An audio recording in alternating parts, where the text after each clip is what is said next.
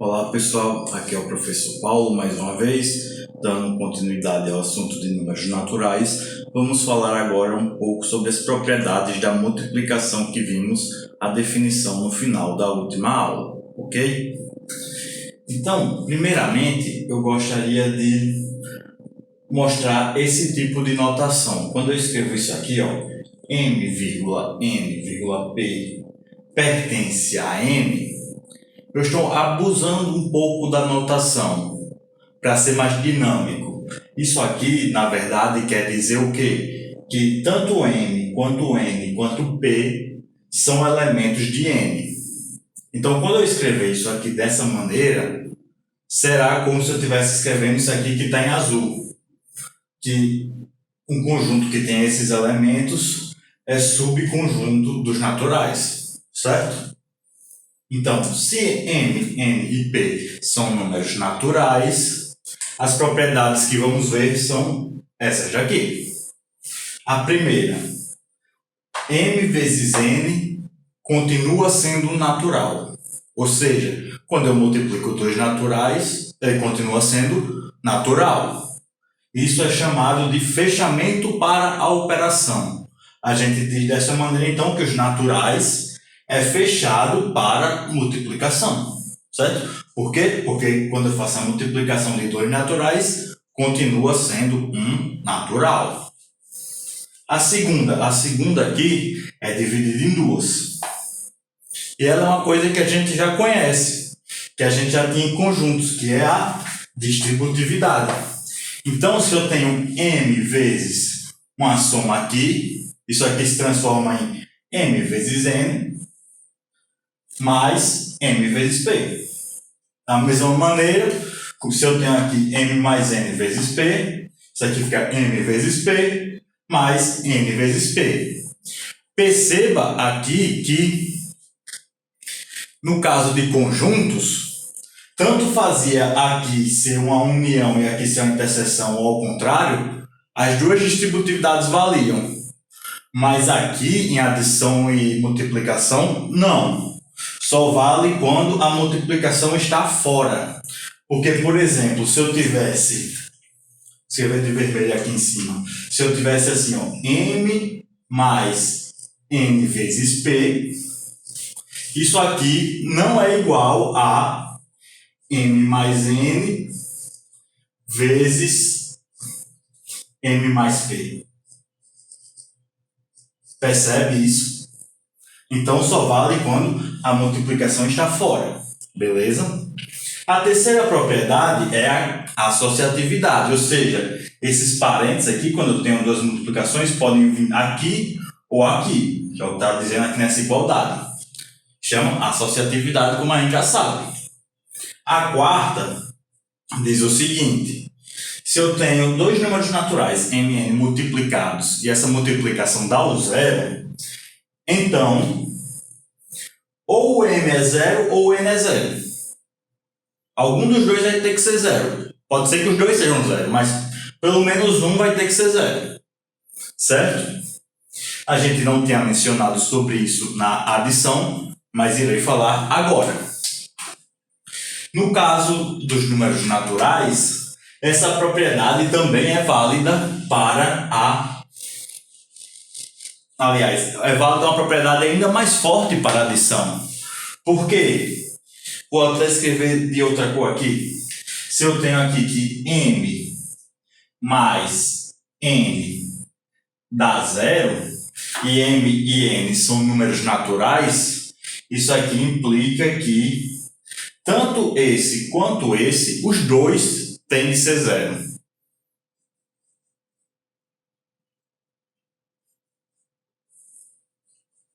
E por que isso?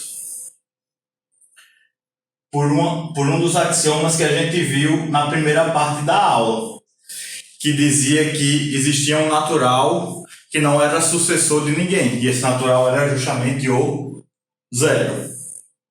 Ok? Então, como esse cara aqui vai ser maior do que o m e vai ser maior do que o n, então eu teria que, caso não fosse zero, né? Eu teria que um sucessor aí para eles, o que estragaria as coisas, ok? E o quinto é a comutatividade, que diz o seguinte: a multiplicação eu posso fazer m vezes n ou n vezes m, ok? Então essas propriedades são para multiplicação de números naturais.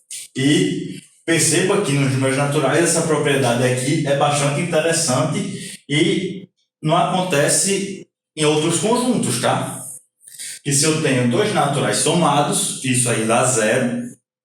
Então, obrigatoriamente, eles dois têm que ser zero, certo? A primeira, a segunda, a terceira e a quinta propriedade aqui, a gente demonstra do mesmo jeito que a gente demonstrou aquela propriedade para a adição. Define um conjunto que satisfaz, mostra que um está lá, mostra que o sucessor está lá e assim por diante. Agora, na propriedade 4, a gente pode demonstrar de uma maneira diferente. E vamos ver agora como é que a gente demonstra. Para demonstrarmos a propriedade 4, que dizia o seguinte, que m vezes n C0, isso aqui implica que m ou n é zero,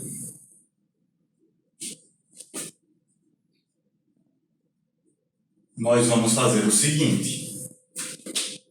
O que é a minha hipótese aqui? É esse cara aqui. Eu tenho que isso aqui é verdade. Então, eu vou fazer uma demonstração por absurdo, certo? Eu peguei minha hipótese, eu tenho que isso aqui é verdade e vou supor que isso aqui não acontece. O que é não acontecer que m é zero ou n ser zero? Significa que tanto m quanto n são diferentes de zero. Foi o que eu escrevi aqui. Suponha que m é diferente de zero e n é diferente de zero, ok? O que é que a gente pode fazer sabendo que o n é diferente de zero? Existe um axioma dos naturais que a gente viu que falava o seguinte: existe um único natural que não é sucessor de ninguém, que é o zero. Então, se o único natural que não é sucessor de ninguém é o zero e o n não é o zero, então o n é sucessor de alguém, ok? Então, pelo fato do n ser sucessor de alguém, eu peguei esse alguém, vou chamar de n1. Então, n é igual a n1 mais 1, que é o sucessor aqui de n1, é isso aqui, para algum n1 natural. Ou seja, eu não sei quem é n1, mas eu sei que tem um n1 tal que o n é sucessor dele. Beleza? Então, agora eu posso fazer o seguinte. Eu tenho que isso aqui é verdade, certo? Então, vou escrever isso aqui, ó. 0 é igual a m vezes n. No lugar do n, eu substituo por isso aqui, n1 mais 1. Utilizo a propriedade distributiva, eu tenho uma multiplicação aqui fora com adição dentro. Isso aqui vai ficar m vezes n1 mais m vezes 1. Que a gente viu na definição de multiplicação que isso aqui é n. Ok? E agora, professor, agora a gente vai utilizar aquela propriedade da adição que a gente acabou de ver, que era o seguinte: se eu tenho que n mais n são dois números naturais, tá? Que somados eles dão zero, isso aqui quer dizer que tanto o n quanto o m são zero. Então, desta maneira, eu tenho que... A gente viu que isso aqui é um número natural, multiplicação de dois naturais, propriedade 1 que a gente acabou de ver. E isso aqui também é um natural, certo? Soma de dois naturais dando quem? Dando zero. Então, obrigatoriamente, teremos que tanto esse cara quanto esse cara aqui serão zero. Ok? Então, dessa maneira, a gente vai ter o quê? Que isso aqui é igual a zero. E isso aqui é igual a zero. Mas espera aí. M igual a zero. Quando eu supus que isso aqui não acontecia, eu supus o quê? Que o M é diferente de zero. Então aqui já chegou uma contradição, um absurdo. E terminamos assim a demonstração da quarta propriedade. Beleza? Vejamos agora o cancelamento na multiplicação, que é um pouco diferente da lei do corte da adição, mesmo para os números naturais. Então, o que diz o cancelamento na multiplicação? Se eu tenho três números naturais A, B e C, e esse C é diferente de zero, eu poderia escrever assim também: o C pertence a os naturais com um asteriscozinho, tanto faz. Então, se eu tenho esse A, B e C naturais e o C não é zero, então, se eu tenho que A vezes C é igual a B vezes C, então é como se nós pudéssemos cortar aqui esse C, certo? E vai dar A igual a B. Perceba que é extremamente importante que o C seja diferente de zero.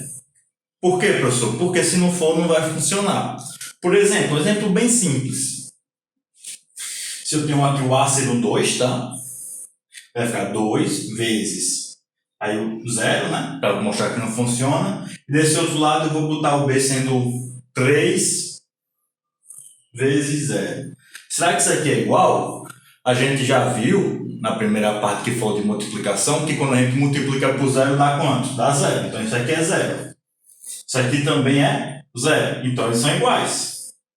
Mas acontece que se eu cortar esse C aqui, que no caso aqui é zero, eu vou ter o quê? 2 igual a 3? 2 não é igual a 3.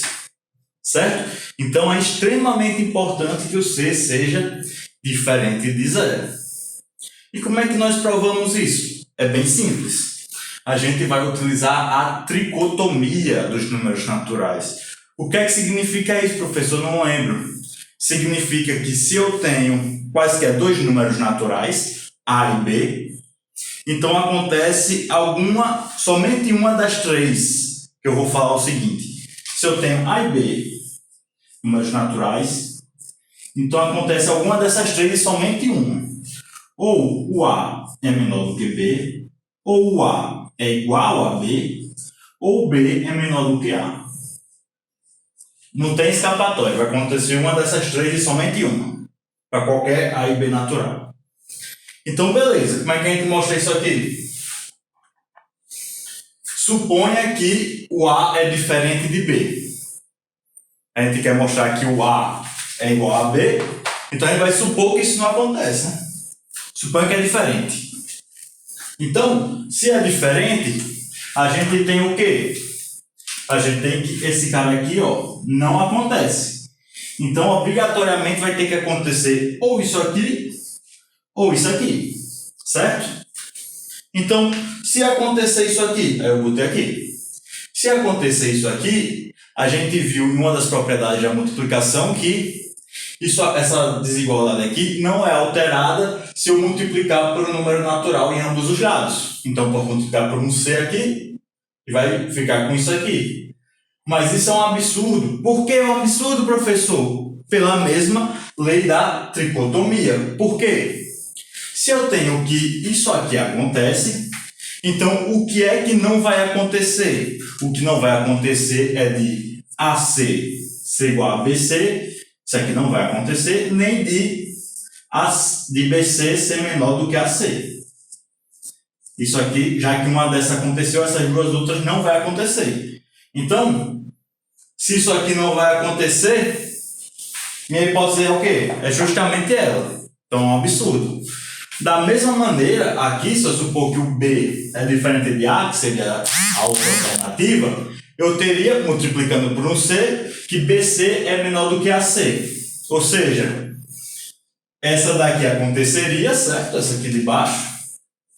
E não aconteceria essa e nem a minha hipótese, que eu tinha como verdade.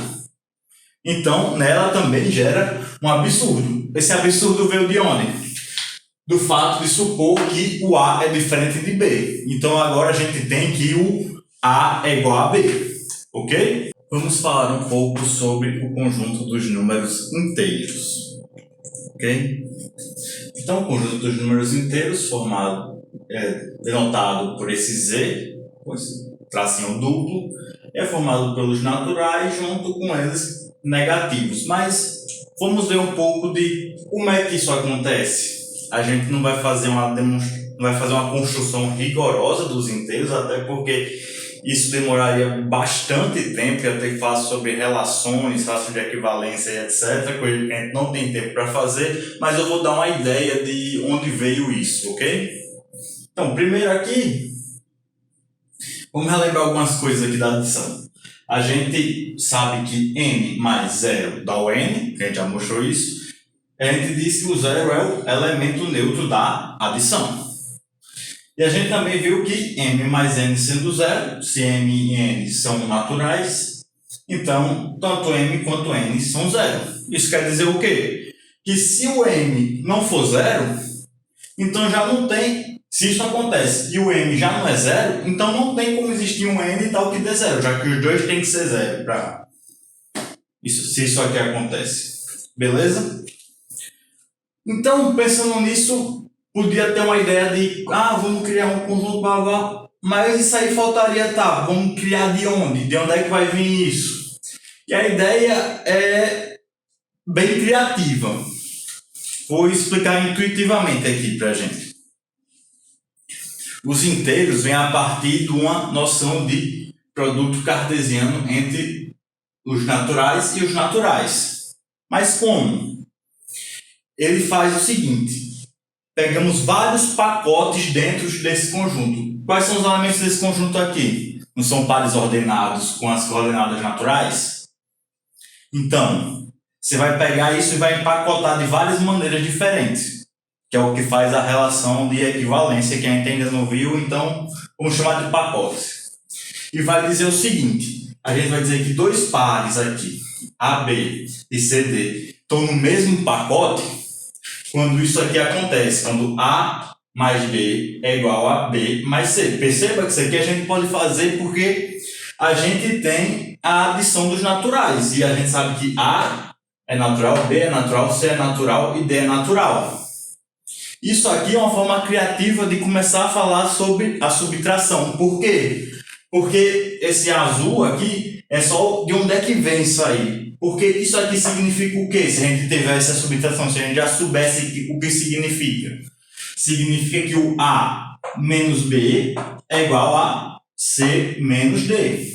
Ou seja, com essa igualdade aqui, que envolve só números naturais e adição, ele está dizendo mais ou menos o seguinte: a gente vai botar no mesmo pacote todos os pares ordenados para que a subtração entre esse cara e esse dão o mesmo, certo? Então, feito isso, os inteiros são criados a partir disso aqui, porque ele vai corresponder cada pacote desse que foi criado dessa maneira a um número inteiro. Por exemplo, quem seria o menos 1? Seria o pacote do 0, 1. Por quê? Porque se eu fizesse aqui, isso aqui, o cara lá, nesse caso aqui, seria 0, isso aqui seria 0, e o B seria 1, né? 0 menos 1. Então, perceba que esse pacote aqui tem vários caras aqui dentro. Por exemplo, o 1, 2 também está ali dentro. Por quê? Porque 1 menos 2 também dá menos 1. Então, esse pacote aqui envolve vários pares, mas a gente disse que isso aí é só um cara só. Bota tudo no mesmo pacote, que vai corresponder ao menos 1. Certo? E isso vai ter esse empacotamento. A gente pode definir uma nova adição, uma adição de pacotes agora, certo?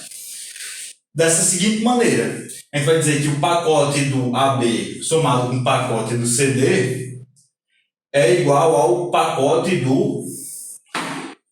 Como? Eu vou somar esse cara aqui com esse e esse cara aqui com esse, da maneira mais simples possível. E isso realmente vai acontecer, certo? E o que é mais incrível disso é que, dessa maneira, essa nova operação agora entre os pacotes continua fazendo as mesmas coisas que faziam nos naturais. quando você restringe e vê os naturais nos pacotes, essa operação é exatamente a mesma, é como se não tivesse mudado em nada.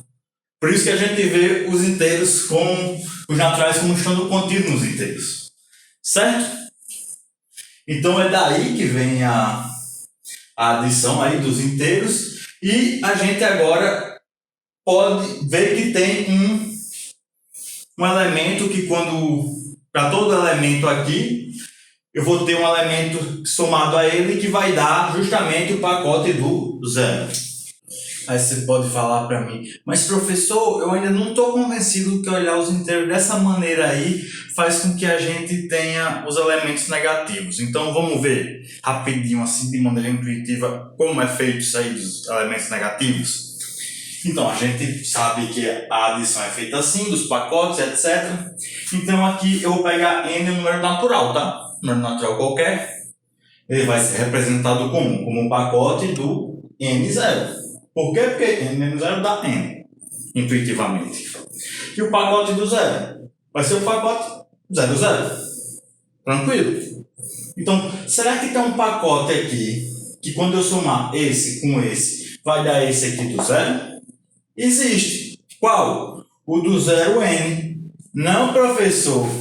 Quando faz essa soma aqui, ele dá o pacote desse aqui, a soma do esse com esse e esse com esse. É sim. Então vai ser o pacote do n mais 0 que dá n, 0 mais n que dá n. Ah, mas é diferente, ó, professor. Não, eles são o mesmo pacote. Por quê? Porque a gente viu daqui, ó, que a gente pega dois pares como estão no mesmo pacote quando? Quando esse mais esse é igual a esse mais esse. Certo? Então vamos pegar esses dois pares e vamos ver se eles estão no mesmo pacote. Vai ser n, que é o primeiro aqui em azul, mais 0 em azul, que dá quem? Dá n. E em verde vai ser o quê? O n mais 0. Também. Então, dá tudo n.